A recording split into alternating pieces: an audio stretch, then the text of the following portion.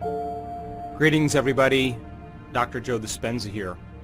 Knowledge is the precursor to experience. And the more knowledge we have, the more prepared we are for a new event in our life. And if we can assign more meaning behind what we're doing, we always gain greater value. So I want to start off by talking about how most people live their life. It is a fact scientifically that your brain is organized to reflect everything you know in your life. Your brain is a record of all the things you've learned intellectually and all the things that you've experienced in your life. In other words, your brain is an artifact. Now, most people wake up in the morning and they think about their problems, they think about themselves, and they begin to anchor themselves into certain feelings and emotions that reaffirm their personality. And since those feelings and emotions are the end product of past experiences, because that's what emotions are, then people begin to ground themselves chemically into the past. So then they think neurologically within the circuits of their brain that are connected to the past, and they feel emotionally and chemically within the boundaries of those past experiences. And so then most people's personality or their state of being is defined by the past. And if thoughts are the language of the brain and feelings are the language of the body, then how most people are thinking neurologically and feeling chemically are causing them to function as a predictable self tied to the past. Now, we can call that, for the most part, our past-present reality. Because once we anchor consciousness into the brain and body and into a state of being, then we could say then our behaviors, choices, the experiences that await us, and how they are going to feel will become very predictable. And so people tend to think the same thoughts, they make the same choices, they demonstrate the same behaviors that create the same experiences, all for the familiar emotion that's called the old personality or the old self. Now, this CD is about defining yourself as a vision of the future instead of a memory of the past. So then in order for you to go from the old self to the new self, one of the ingredients that helps you to do that is consciousness. Now, consciousness is awareness, and awareness is paying attention and noticing. So the more conscious you are of your unconscious self, the less unconscious you will go during the course of your day. Now, I picked two very specific times for these meditations. The first thing, when you wake up in the morning, I'm going to ask you to do the morning meditation because your brain chemistry is changing from melatonin to serotonin, and along with that, your brain waves are changing from delta to theta to alpha to beta, from your subconscious to your conscious. The door to the subconscious mind opens in the morning. So if you begin to think about a new reality for yourself, you begin to think about a new experience that you would like to have, if you begin to contemplate a new way of being, and you begin to take some time out of your busy life and think about some future experience that awaits you, the mere process of thinking and contemplation is the building process neurologically in your brain. And so we are going to ask you to think about a future reality that you may want to experience, some change in yourself that you would like to embrace, some type of event that awaits you in the quantum field. As you begin to think about and speculate a new future event, the frontal lobe turns on. That's the crowning achievement of the human being. It's the creative center.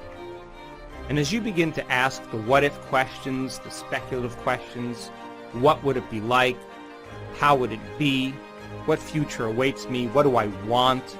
As you ask those frontal lobe questions, because the frontal lobe is connected to all other parts of the brain, like a great symphony leader, it begins to look out over the entire landscape of the brain and it begins to select different networks of neurons that are connected to the things you've learned intellectually and the things that you've experienced as an event in your life. As the frontal lobe begins to call up all these different circuits, it begins to seamlessly piece them together to create a new level of mind.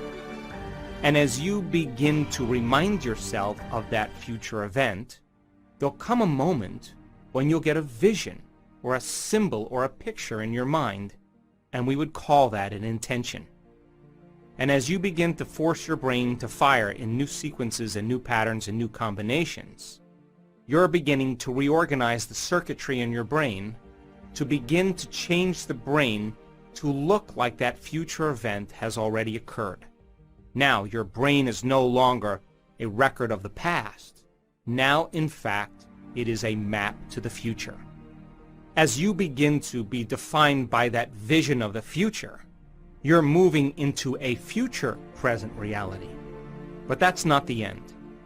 Because in order for you to move into a new state of being, you either have to begin to experience the event emotionally. In other words, allow the thought to become the experience in your mind. And if thought becomes the experience in your mind, the end product of that experience is called a feeling or an emotion. Or, I'm going to ask you to teach your body emotionally how that future event is going to feel before it occurs. And as you begin to combine that clear intention with an elevated emotion of gratitude or joy or inspiration, of feeling unlimited, of feeling empowered, your body as the unconscious mind begins to believe and accept that it's living in that future reality in the present moment, and you're beginning to activate and signal new genes in new ways so that your body is now living in the future instead of the past. So as the body moves into a new future present reality, your biology begins to change because now you're in a new state of being. Once you're in this new state of being, I'm going to ask you to think about the choices you're going to make, to review the behaviors you're going to demonstrate during this day. One day, one lifetime. What experiences await you and how they would feel. And as you begin to mentally rehearse what that future day is going to be like, the hardware program in your brain by repetition, nerve cells that fire together, wire together, begin to change into a software program. In other words, you're able to reproduce that level of mind easier and easier each day. I'm also going to ask you from this elevated state of being to remind yourself who you no longer want to be, to become conscious of the choices you're not going to make in that day, because the hardest part about change is not making the same choices you did the day before. And the other difficulty about change is that we go unconscious. So then if you're conscious of the thoughts that you are not going to let slip by your awareness that causes you to return back to the old self, if you're aware of the choices you're not going to make in this day, if you are aware of the habits and behaviors that cause you to return back to the old personality that's connected to the old personal reality, in other words, no longer blaming or complaining or talking poorly about somebody, whatever it is, and then you think about the experiences you're going to stay away from and the emotions that bring you to a lower denominator, I'm asking you from an elevated state, because you're feeling differently, to look at the old self instead of looking at the old self from a lower denominator and a lower level. So that process of being conscious of your unconscious self, that simple process, allows you to stay aware. That process is very significant. At the end of the meditation, once you're clear of that, I'm going to ask you to remember that intention and begin to think about how you would feel if that event occurred. And as you begin to elevate your state, I'm going to ask you to broadcast that energy into the field, for whatever you broadcast into the field is your experiment with destiny. Then we will move back into that state of being one more time, and meditation will be over, and I'm going to ask you to get up as somebody else. The second meditation is a meditation for self-correction. We will already be moving into different brain waves as nighttime comes along. Your analytical mind will slow down, your brain chemistry will change, your brain waves will change slowly from beta to alpha. And so this will be a simple meditation for you to review how you did during the day. Now, I want you to do this meditation just before you fall asleep at night. I want you to sit up in your bed or sit up next to your bed, and I want you to go through the meditation, and when you finish the meditation, it would be best if you could just lay down and fall asleep.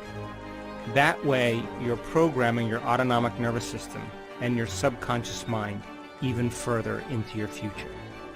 And because your brain chemistry is changing, because your brain is changing in its circadian rhythm from daylight to nighttime, you'll already naturally be surrendering into this. And I'm going to ask you to review how you did. What choices did you make? When did you fall from grace? When did you go unconscious? How could you do something better if you had another opportunity? And then I'm going to ask you to put yourself back into that situation and rehearse a better way of being.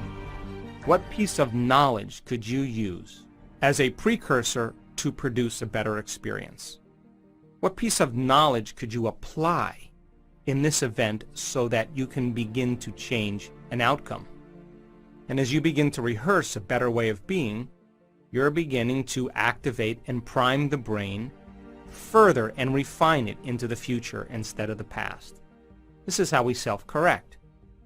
In other words, if you saw yourself giving a public lecture, and when you watched yourself doing it, you were touching your face or sticking your finger in your ear, if you observed that, I guarantee you the next time you spoke in public, you would refine your behaviors. So that process then of going from the old self to the new self and observing how we did then allows us to self-correct and begin to reorganize the mind into the future instead of the past. And then I'll ask you to think about how you would feel if you were able to accomplish it in a better way.